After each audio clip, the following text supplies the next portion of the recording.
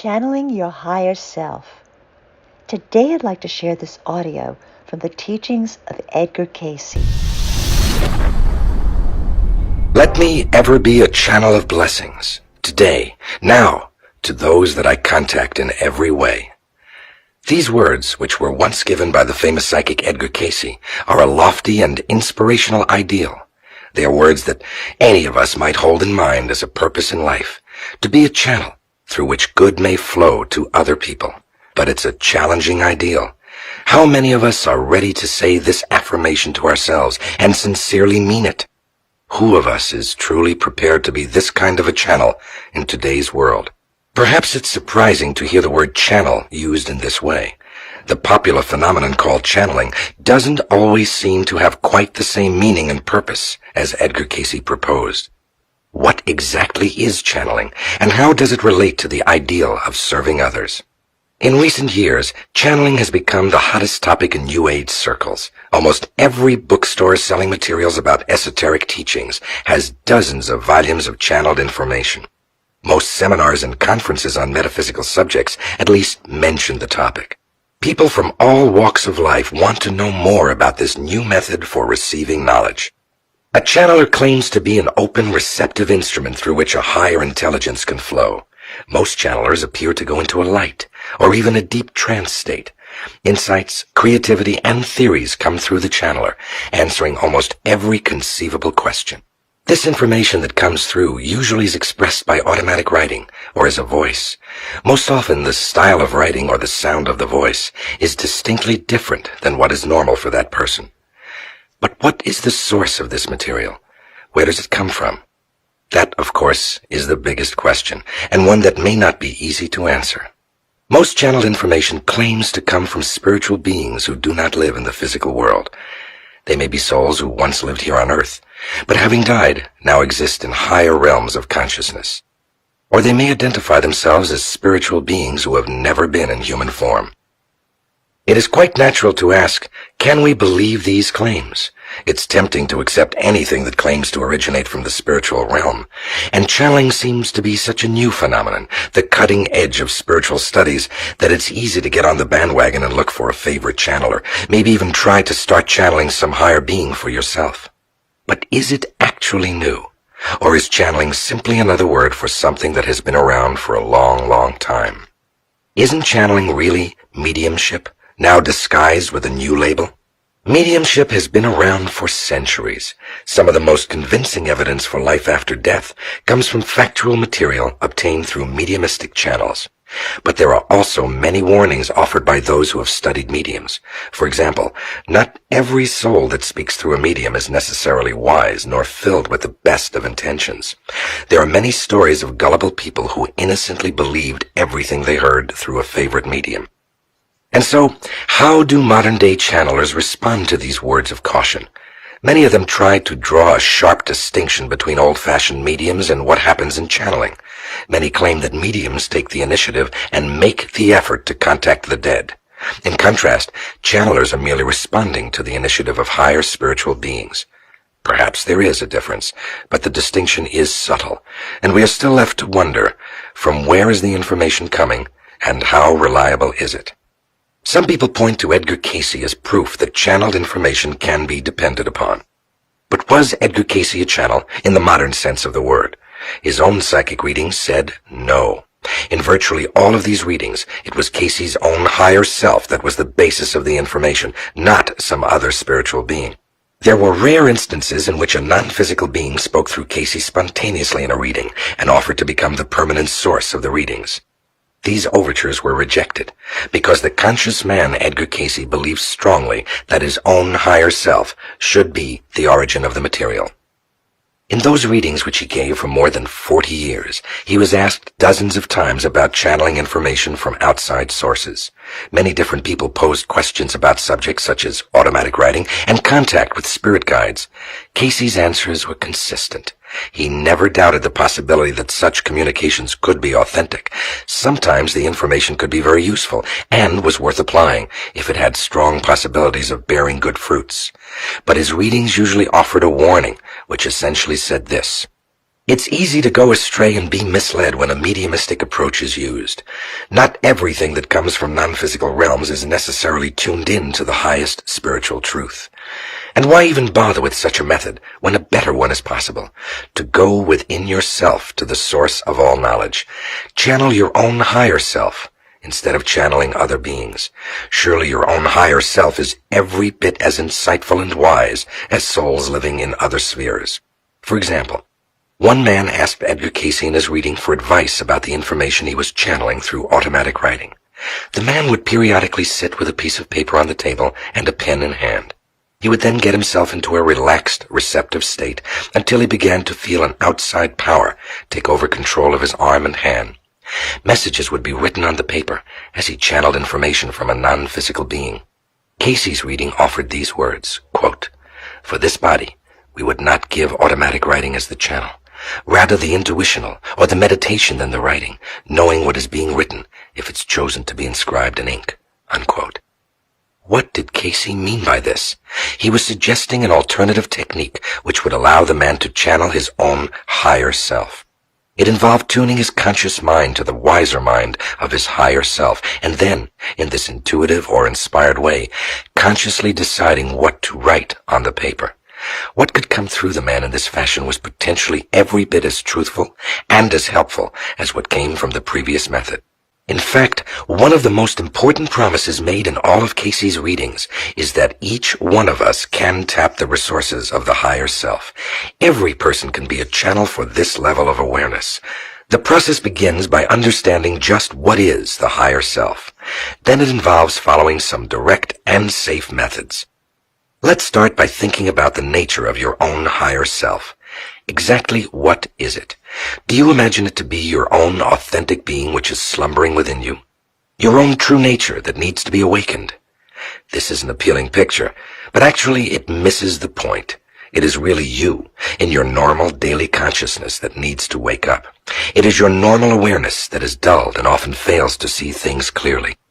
Your higher self is already awake and active. It is constantly taking the initiative, trying to stimulate the conscious you to greater understanding and spiritual awareness.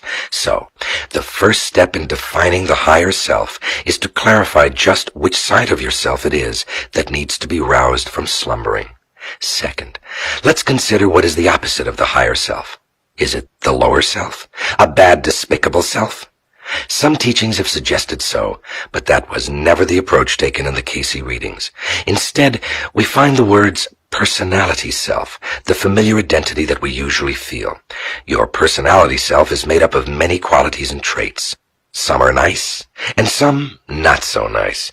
But what everyone has in common is some kind of familiar, normal way of seeing themselves, others, and life. There is nothing inherently wrong with having a personality identity. It would be hard to function in daily living without one. But that personality self is generally out of touch with higher spiritual truth. It is more or less asleep to the deeper connections of life and the invisible forms of energy that strongly influence your experiences. For spiritual growth to take place, the personality self must begin to wake up and become a channel for the higher self. The familiar self can follow willingly a wiser understanding of what life is all about. However, before that can happen, you must first begin to see more and more clearly how your familiar personality self operates. There are 4 principal characteristics to watch for. 1 is habit. Do you realize how much you are a creature of habit? What you think, what you do, what you feel, what you eat. Your life is full of familiar routines. Some of the habits are good for you and for others. Many of the habits aren't. It may not be very pleasing to consider just how predictable you are, but your personality self is filled with strong tendencies and regular patterns. A second characteristic is the reactive nature of your personality self. Your familiar identity is probably much more likely to react to what is going on around you than it is to initiate new directions. Of course, your personality self has occasional experiences of real creativity. But more often than not, it is just responding to conditions in the world around you. Third, your familiar self is usually on automatic pilot. Only rarely during a day does it make free choices. Most often your personality self goes about its daily business without stopping to consider whether or not things have to be the way they are. And finally, The personality self is probably oriented toward goals in the material world, such as finishing a college degree, getting a promotion, saving money for a new car, and so forth. There is certainly nothing wrong with having goals and working toward them. In fact, there is nothing wrong with having a personality self. You need to have one to function in the world. But it is the other aspect of who you are. It is your higher self that gives a new sense of meaning and purpose to the activities of your personality self. Something special begins to happen when your familiar personality self starts acting as a channel for your higher self. Now let's focus again on this higher self that can make such a difference in the quality of our lives. Here is one good way to start understanding it. Look at its characteristics, just like we did for the personality self. We'll look at 5 qualities, each of which ends with the letters I, T, Y. And since the 5 descriptive words all rhyme, they're easy to remember. First is individuality. Your higher self gives you the feeling of being your own person. You are unique because this higher self lives within you. When you're out of touch with it, then you may often catch yourself acting as an extension of someone else, saying words that merely imitate another person, doing things that only satisfy the expectations of a friend, family member, or boss. The readings of Edgar Cayce often refer to the higher self as the individuality of the soul. That label alone stresses that the core of our uniqueness and freedom of expression lies in our higher self. A second characteristic is unity. At first, it may sound like this second feature contradicts the first one. How can individuality and unity exist at the same time? This is one of the great paradoxes of the higher self. Strange as it may seem to the logical conscious mind, it is possible for you to be fully and uniquely yourself and simultaneously to be fully at one with something greater than yourself.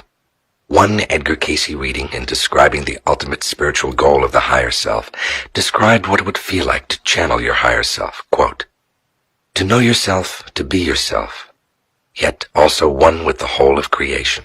Unquote. As you tune into your higher self and let it guide your thinking and feeling, you will have this awareness of unity. You will feel oneness with other people, with nature, and with God. You will directly experience how all of life is connected, but that will create something much more than just a nice feeling.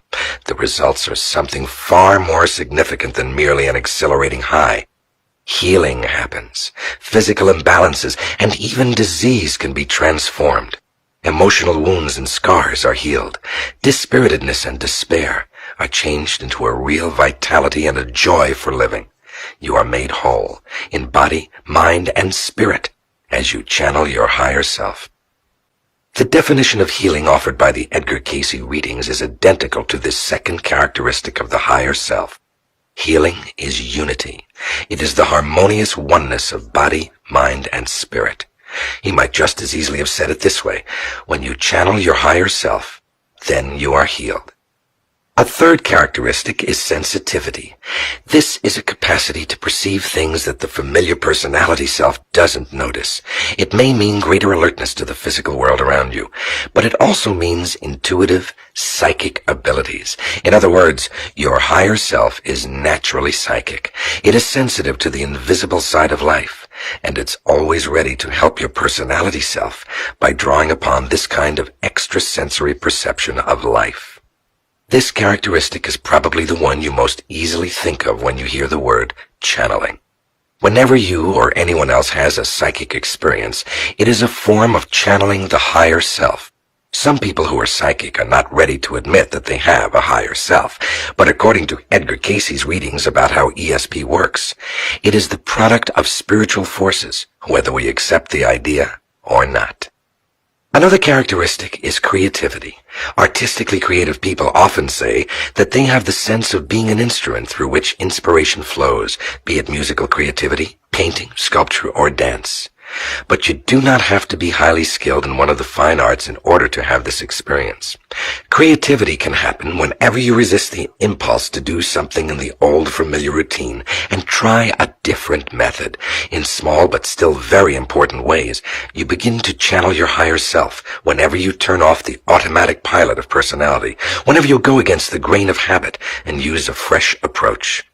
Often you'll be surprised what your higher self can create through you once you are willing to take a chance and be open to the new.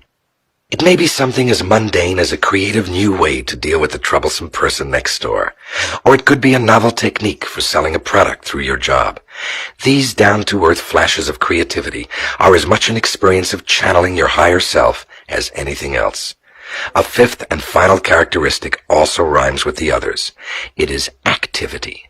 That is to say, your higher self is not passive and hidden, but active every day, whether you notice it or not. It is involved with every aspect of your life and frequently tries to reach you, the personality self, through hunches, intuitions, feelings, inspired ideas, and even the physical circumstances into which you find yourself led. You can count on it. Your higher self is always present and ready for you to fully channel its characteristics into daily living. Those 5 characteristics are individuality, unity, sensitivity, creativity, and activity. Now that you have a better picture of the 2 sides of yourself, the familiar personality self and the higher self, let's explore 5 ways which the Cayce readings describe for actually channeling this more authentic, wise, and loving side. You'll probably find that some of the methods are more appealing to you than are others. The goal is to discover and make use of the ones that work for you. First is to channel into conscious awareness the spiritual ideal of your higher self, to become fully conscious of the essential direction in life that your higher self seeks to follow. This approach may not sound as exciting as the others you will learn, but it may well be the most important. In fact, one Cayce reading described the most significant experience that any soul could have during a lifetime in the physical world in this way. Quote, "For the conscious personality self to recognize and to accept the spiritual purpose and ideal held by the higher self." What did Edgar Cayce mean by the word ideal? Is it the same thing as a goal? He distinguished between these 2 terms, referring to a goal as the sought-after accomplishment in the physical world, whereas an ideal can be seen as the purpose or the motivation for trying to reach that goal. For example, you might set a goal to make $10,000 a year more than you do currently. But what is the purpose behind that goal? What is the motivation or the ideal? What will you do with that additional money? Perhaps the purpose is self-indulgent, to get more luxury for yourself. Or perhaps the motivation is security, to have enough money saved so that you won't have to depend on others if you are disabled. Maybe the purpose is altruistic. You plan to use much of the extra income to help others. Your higher self has its own set of ideals and purposes for life.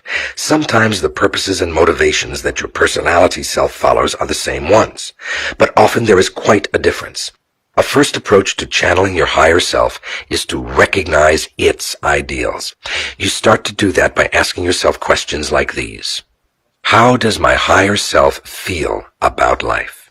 What is the attitude of my higher self toward other people? What spiritual quality is most deeply a part of my higher self? Is it love, or peace, or joy, or some other characteristic? Answering these questions doesn't have to be a great mystery. In fact, the solution is immediately available to you if you will carefully search your memory. Every one of us has had momentary experiences of our higher selves. We have all caught glimpses of life through the eyes of this more authentic identity that lives within us. These special events are the peak spiritual moments of our lives, and we have all had such experiences.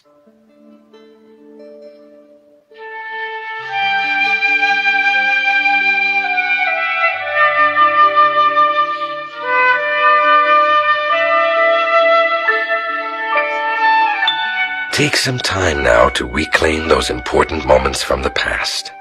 Make sure you are in a comfortable position where you won't be disturbed for at least 5 minutes, and you'll be led through a guided imagery experience to recognize more clearly the ideals of your higher self, the attitudes, the feelings, and the motivations of your higher self that you can begin to channel in daily life events.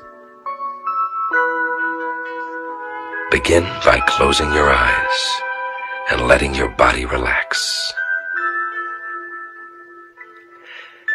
You may find it helpful to let all of your attention rest on the rhythm of your breathing for just a while. Notice that as you inhale, you are breathing in life, energy, and clarity of mind. As you exhale, you are breathing out any remaining tension or stress.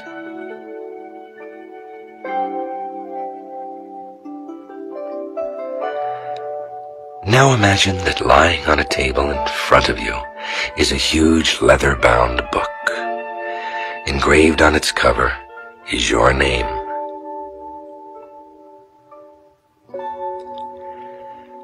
You realize that this book has recorded in it the entirety of your life, everything you have done, seen, thought, and felt.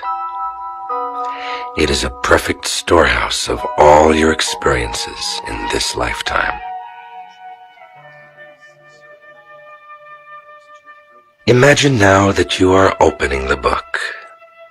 You leaf through its pages. There are many words that describe inner and outer events of your life. There are also pictures, like snapshots taken through your eyes of important happenings, earliest childhood memories, grade school years, adolescence, early adult years, right up to the current time.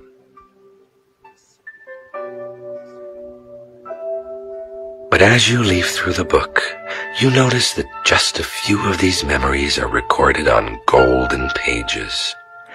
These are particularly special events in your life, special from a spiritual point of view.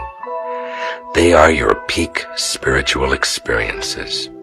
They are moments when your familiar personality self was temporarily gone, and you saw life from an entirely different perspective. These experiences may have been surprising because of their unexpectedness, but each one was very positive. Look carefully at each of the golden pages you find in your book. Take time now, not just to remember what happened in each one of them, but actually relive them. Let your thoughts and feelings become what they were in those moments.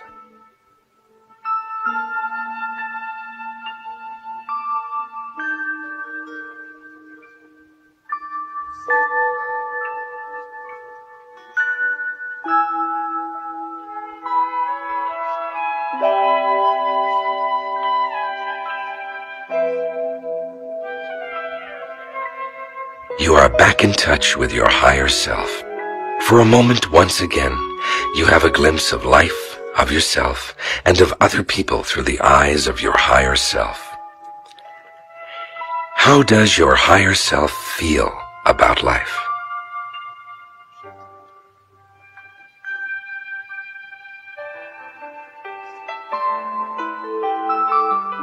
What attitude does your higher self have toward other people?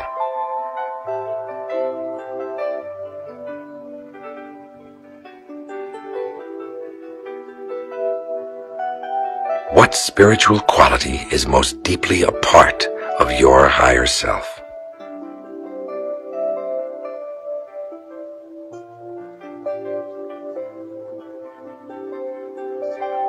Finally, try to get a sense of the ideals and purposes of your higher self. What does it want out of life? What way of living is it motivated toward?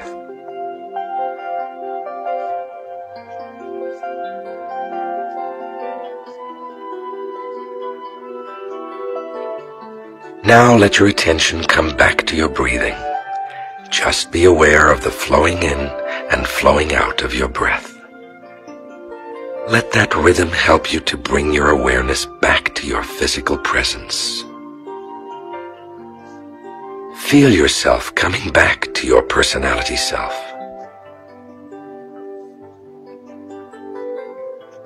And when you are ready, you can open your eyes.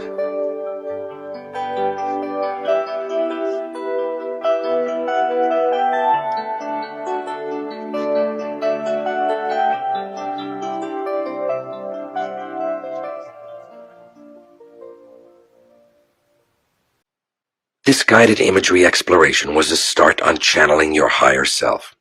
While it is fresh in your mind, write down the qualities of this side of yourself and whatever you are able to feel about its ideals and purposes in life.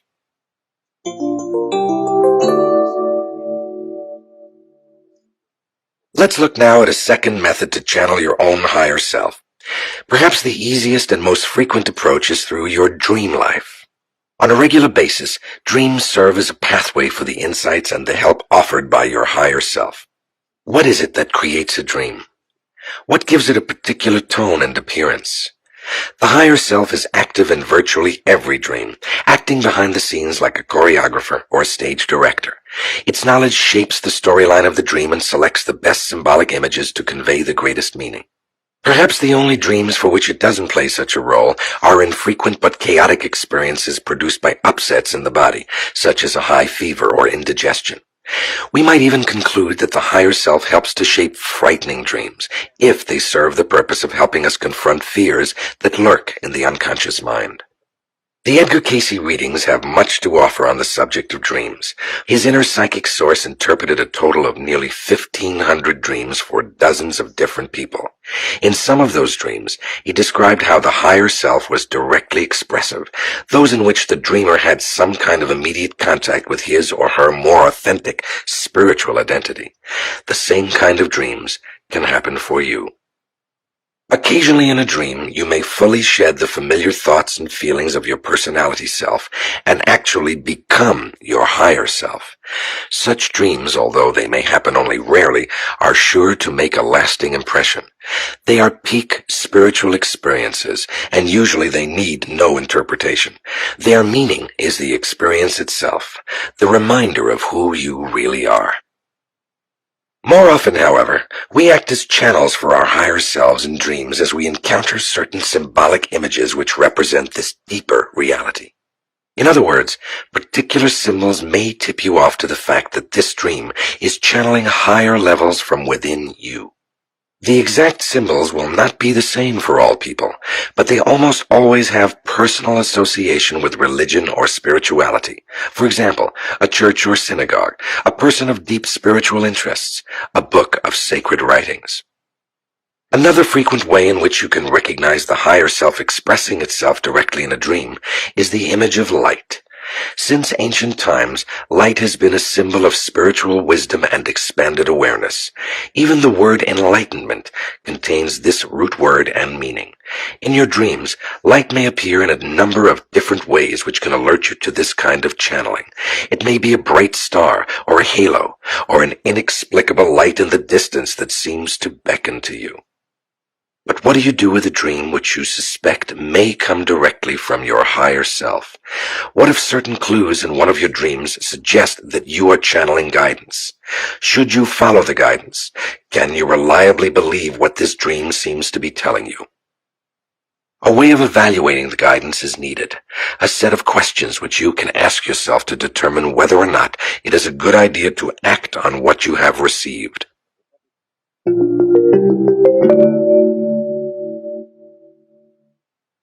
Here are 5 things to consider in making your decision. First, does the interpretation you've given this dream have a ring of truth to it?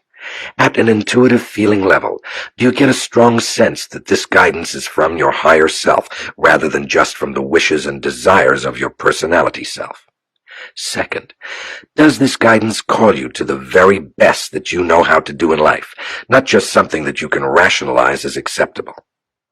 Third, what is the opinion of a trusted friend, someone who knows you well, and who has some knowledge about how dreams work?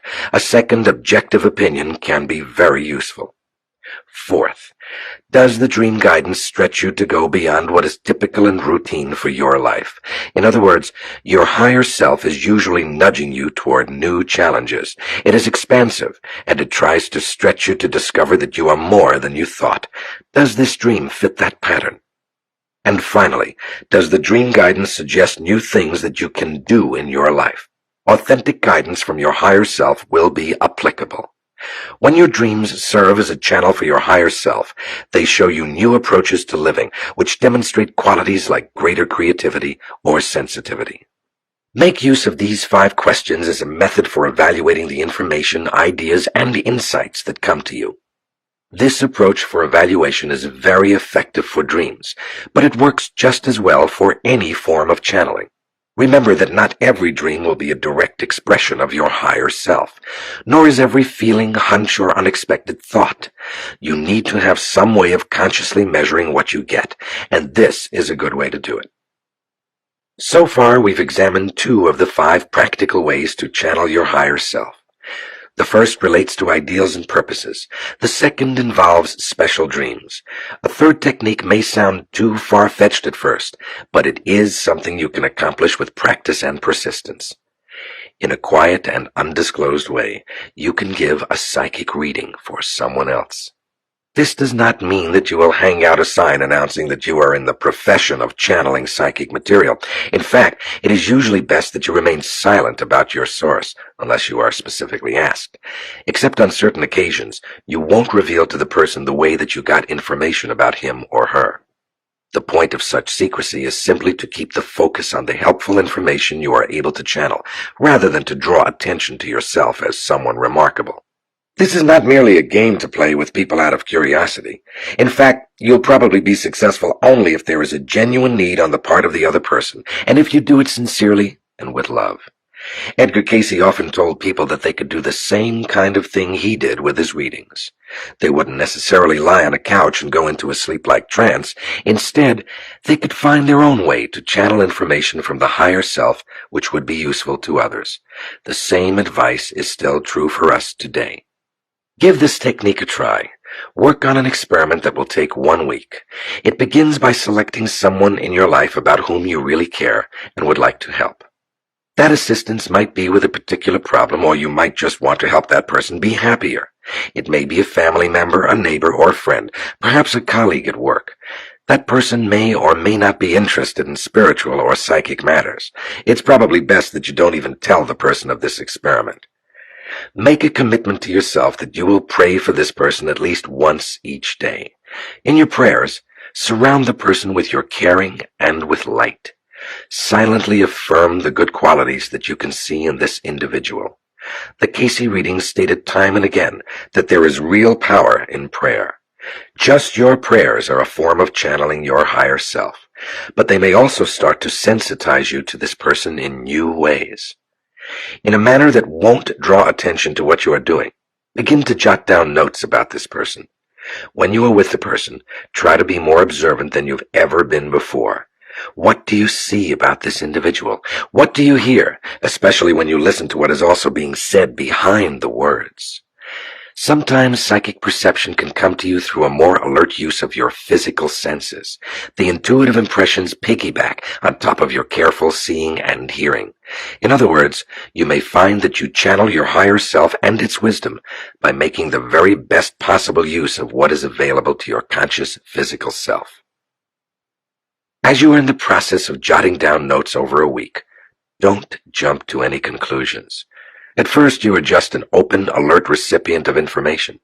Edgar Cayce frequently told people that their dreams could give them accurate information about others, particularly those whom they loved. You may get a clue or two about this person from one of your dreams, an insight about some hidden emotion, an indication of some problem within the physical body, or a glimpse of some talent within the person that is trying to emerge. At least once each day during this week, have a quiet time to tune into this individual. In addition to your daily prayer, take 3 to 5 minutes each day to get quiet and be receptive to what your higher self can show you. It's probably a good idea to start each of these quiet times with the affirmation that you want to channel only that knowledge which you can use constructively to help this person. You don't need to know everything. Some facts may even disturb or confuse you. So keep in mind the fact that you are there not to pry or be curious, but to serve better. You want to get only those impressions that will allow you to be more understanding, encouraging, and supportive.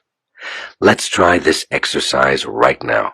Even if you are not ready today to begin a week-long experiment, let's get a feeling for how this method for channeling your higher self can work. Think of someone in your life who could be the focal point for this approach. Before we start the exercise, look back at your notes from the first guided imagery experience. Remember that you wrote down words that describe the way you remember your higher self feeling? Review those words, because we'll use them again in just a moment.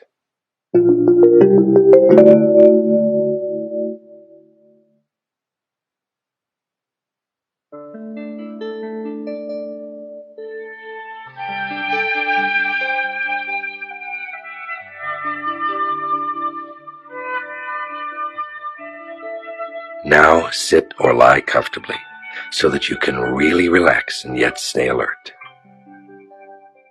You might find it helpful to put your attention on the flowing in and flowing out of your breath. Let that great rhythm of your body move your awareness to a very peaceful and centered place within you.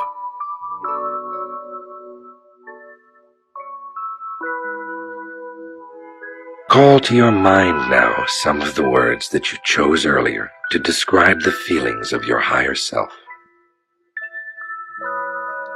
As you repeat those words in your mind, let them stir to life those very feelings.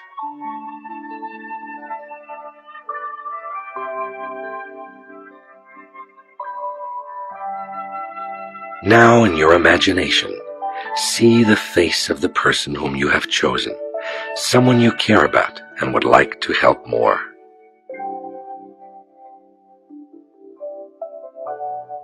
Look into that person's eyes. Feel his or her presence.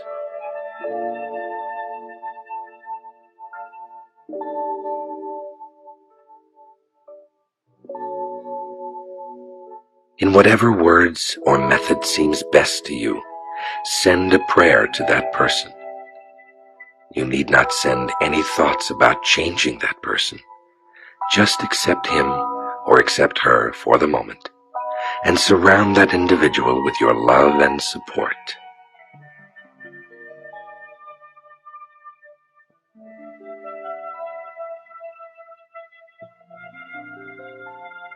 Now feel yourself opening to be receptive to what your own higher self may give you today about this person. Your conscious personality self is becoming a channel to receive the knowledge and wisdom of your higher self. Feel how your higher self is in close contact with the higher self of this other person.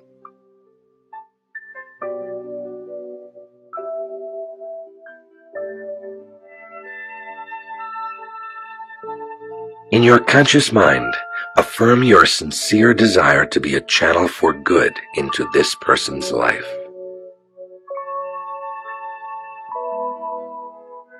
And now, just be alert to whatever thoughts, impressions, feelings, or intuitions come to your mind about this individual.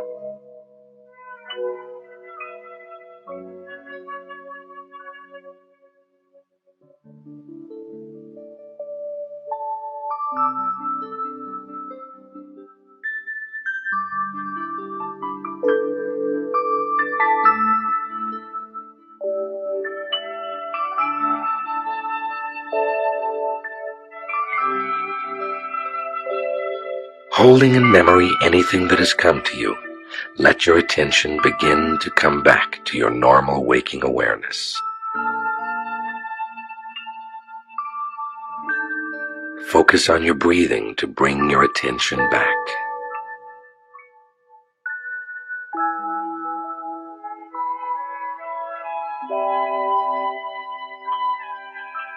And then, when you are ready, you can slowly open your eyes.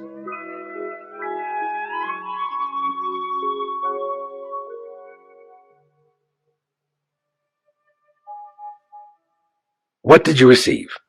This first time you may have gotten very little. Only through repeated efforts will things start to flow. Or maybe with this first effort you already were a channel for some important insight that can be used to help. What's the next step? What do you do with the things that come to you? Since your purpose in doing this exercise is to help the other person, ask yourself this question. Which of the impressions I've received can be acted on by me? Which feelings or insights that I've channeled can be applied in our interactions? Perhaps it involves being more supportive of a certain side of this person. Maybe it means listening more carefully when the individual talks about a particular subject. Or it could involve mentioning some difficult experience from your own past, so that the person will know you would be sympathetic to anyone else with the same problem. Sometimes you never have to talk to the person about what you have received. The guidance directs you in how to act more helpfully to the individual. But other times you may be faced with the problem of whether or not to speak about your channeled information. Cayce was once asked how to deal with this dilemma. In her reading, a woman posed a question concerning the guidance she was receiving in her meditation times. The guidance concerned things that someone else was going through, and she wasn't sure if she should tell the man about it. The advice from her Cayce reading told her to be willing to share the information, but never to force the issue. In other words, find some appropriate way to speak about it, but always leave other people an easy way out if they don't want to discuss the matter or don't think you are a reliable source of direction. How can you go about doing this? Usually it won't be the best strategy to say, I channel my higher self, and here is what it is saying to me about you. No, here are two other approaches that are likely to work better. I'm not sure why, but you've been on my mind a lot lately. I keep getting a hunch or a feeling about you. I'd like to tell you about it and see if it makes any sense to you. Or you could try this one. I realize this may be my imagination, but I keep getting this impression about you. Try wordings like these or other phrases that seem to fit the situation. Some people may be open to hear you talk more directly about the higher self or inner guidance, but many will not be, and you need to make sure that your opportunity to be helpful isn't stymied by the way you communicate. Let's consider now a fourth practical method to channel your higher self. Although it seems paradoxical, you may sometimes encounter your true inner nature in the surrounding world. Your higher self occasionally presents itself to you in outer events. Your ability to recognize and interpret these events is also a form of channeling. There are two primary ways in which you may notice this. One is synchronistic or coincidental happenings. The second involves another person unconsciously acting as a channel for your own higher self to communicate with you. The word synchronicity was coined by the famous Swiss psychiatrist Carl Jung, but Edgar Cayce spoke of the same principle when he described outer signs that can reveal purposeful messages to us. You've probably noticed something like this in your life occasionally. You hear, see, or read something which coincidentally matches something else. Maybe there are 3 or 4 occurrences which match, all in a day or two. The connection between these events is logically inexplicable, but you have a strong feeling that they are meaningfully related, as if there is a symbolic message in them. One way of understanding this phenomenon is that your higher self uses its wisdom to guide you into these situations. The events or signs represent a form of communication. When you recognize them for what they really are, then you are channeling the knowledge and guidance of the higher self. In other cases, that same kind of help comes through the words of someone else. It is as if your higher self speaks to you through the words of a friend or family member, and even sometimes a stranger. Most likely that person isn't conscious of what he or she is doing for you. The thoughts or feelings that are verbalized seem to be random or just come out of nowhere. You may be startled by what you hear. Perhaps it's a reminder about some important fact, or a gentle admonition to get back on track with the things you ought to be doing. Start listening more carefully to what people say to you. On certain special occasions, it may be your own higher self speaking to you through another person. As you hear and understand what is being given, it's a kind of channeling by you. Up to this point, we have considered 4 approaches for channeling your higher self: recognizing its ideals and purposes, working with dreams, receiving impressions about someone you want to help, and noticing its activity in outer events and signs. The 5th and final technique is experiencing creative imagination, which is inspired by meditation. Meditation is not the same thing as prayer, although the two are related and can support each other. Although it may oversimplify matters, this is one way to define the difference. Prayer is like talking to God, and meditation is like listening. According to Edgar Cayce's readings, meditation is the most practical and direct way to contact your higher self. Two of his definitions of meditation make this clear. One says that it is, quote, the attuning or harmonizing of body, mind, and spirit, unquote. In other words, through meditation, your physical body, thoughts, and emotions come into alignment with the spiritual side of you, the higher self. The other definition says that meditation is, quote, a practice whereby the personality self becomes quiet and the higher self comes into awareness, unquote. But to understand how it's possible to channel the higher self in meditation, we need to look at the 4 parts of a meditation session. First comes a time for preparation. The proper mood must be set. Reading inspirational material or listening to peaceful music may help. A period of sincere prayer can also be very powerful. Second is the time of silence, in which you try to focus your mind on a single thought, what is called in some Eastern religions a mantra, or what Cayce himself called an affirmation. It captures in just a few words the essence of what you spiritually strive for. Here are 2 examples, but eventually you'll want to choose words that feel right to you. Let me be a channel of peace in the world. The wisdom of God fills my mind. The amount of time spent on this second part, the time of silence, can vary from just a couple of minutes to 20 minutes or more, but start out with short periods. During these moments of quiet, focused attention, try to hold in your mind only the thought of your affirmation. Whenever distractions come up, as they do for everyone, don't be discouraged. Instead, bring your attention back gently to the affirmation.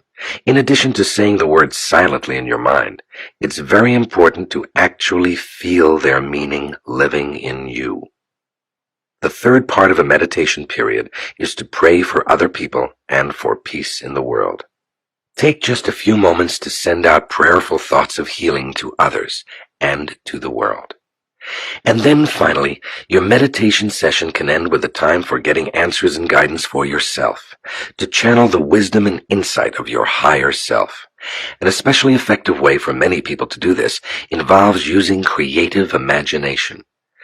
The word imagination sometimes has connotations of fantasy or unreality, but just as surely, imagination can be inspired by the higher self.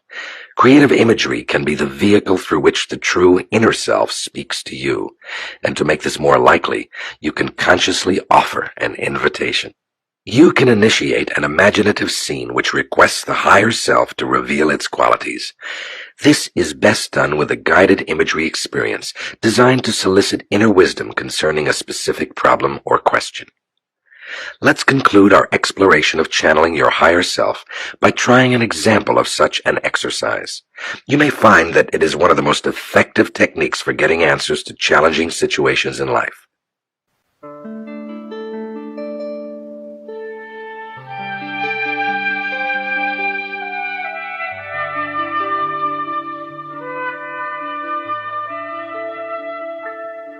Make sure you are in a comfortable position where you won't be disturbed for about 10 minutes.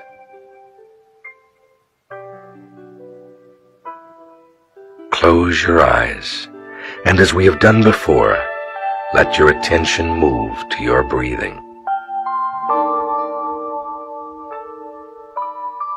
With each breath you take, feel how you're becoming more and more centered and alert to inner feelings.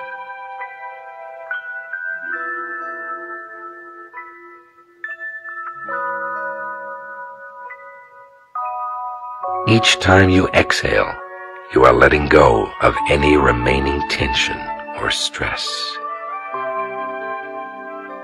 You are becoming very relaxed.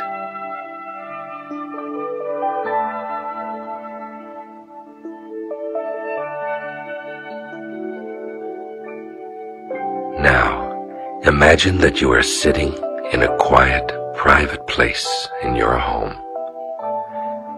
It's a spot where you find it easy to be reflective.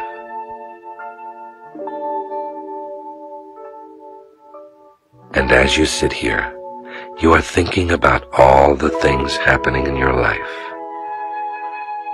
Take a moment to review the happy things and the problems you face.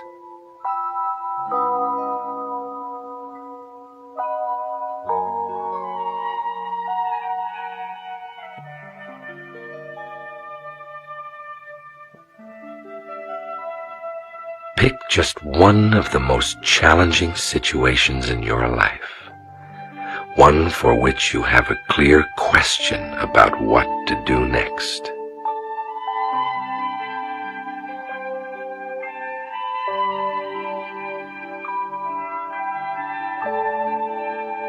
Now, what exactly is it that you want to know about this issue? How would you phrase your question? Imagine that you pick up a pen and write down on a piece of paper the precise wording of the question you want answered. See yourself doing that now.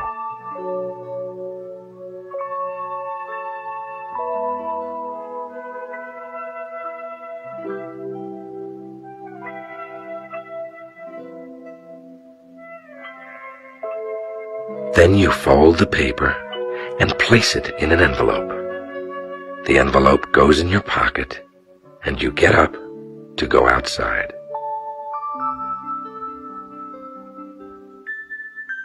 As you step out of your house, the scene looks different than usual. On the horizon, you see a tremendous mountain, taller than any you've ever seen before. It's a majestic sight. In fact, the mountain is so high that its peak is hidden by the clouds. You feel drawn to the mountain. There is a strong urge within you to climb it, a sense that something is waiting there for you. You feel that an answer to the question you have written down can be discovered at the top of that mountain. And so you set out on a journey. But it doesn't take long to reach the foot of the mountain. It was even closer than you thought.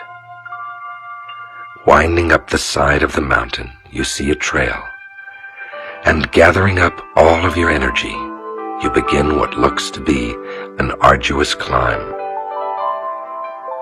But to your amazement, the hike upward is easy.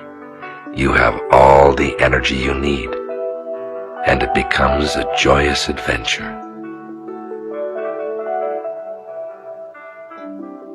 Soon you reach the part of the mountain that is shrouded in clouds. In this dense fog, you can see only a few feet in front of you. But you have faith that this trail will lead to the top, so you continue on. Suddenly, the clouds begin to thin. You are climbing above them, and you start to see clearly again. The peak is now just above you. There is only a short distance left to climb. Built on the top of the mountain is an enormous building, beautifully constructed of white marble. As you draw near to it now, notice its features.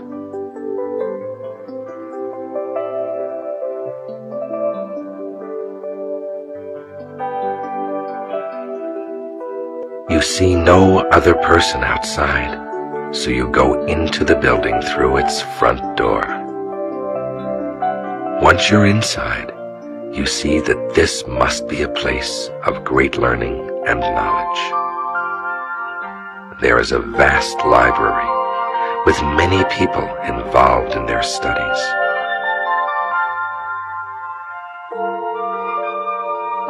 You feel in awe of everything you see here, but also a little lost because you don't know what to do next.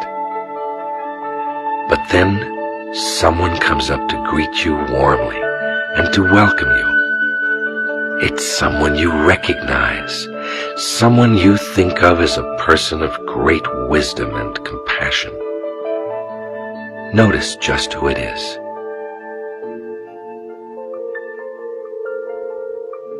You immediately have the feeling that this person knows everything about you, your good points and your faults, but you feel totally loved and accepted. You feel as though you'd like to stay in this person's presence for a long time. But then this individual asks you for the envelope you have been carrying. You hand it over, and the envelope is opened, and the paper with your question is removed. After reading your question, this person promises to find an answer for you and walks off for a while. You wait patiently right where you are.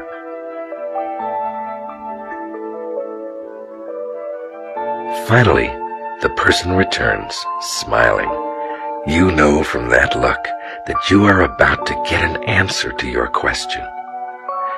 Listen very carefully now as this wise and loving person tells you just what you need to know in order to deal with this most difficult situation.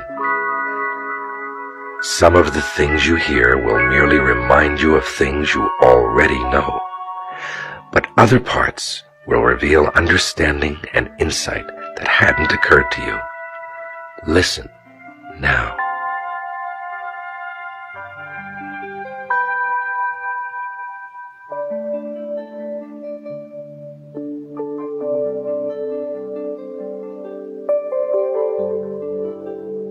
Keeping in your memory all that you have heard, thank this person for helping you.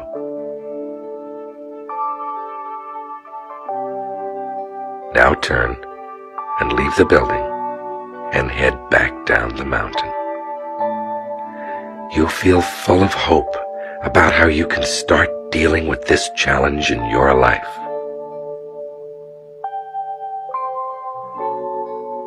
See yourself finally reaching the base of the mountain and returning to your daily life. Imagine yourself successfully putting into application the answer you received on top of that mountain. Watch yourself as you try out a new attitude or a new way of acting in the difficult situation. See yourself being successful in reaching a solution.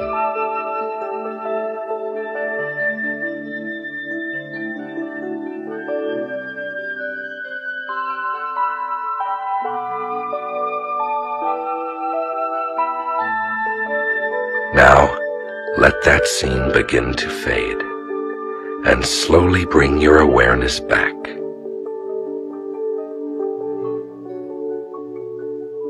Put your attention once again on your breathing, and this time allow it to make you more conscious of your physical presence and normal waking consciousness.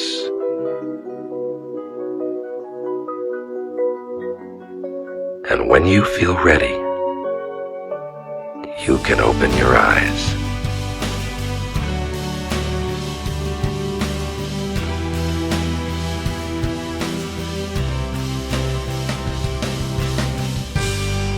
Peace, love, and light.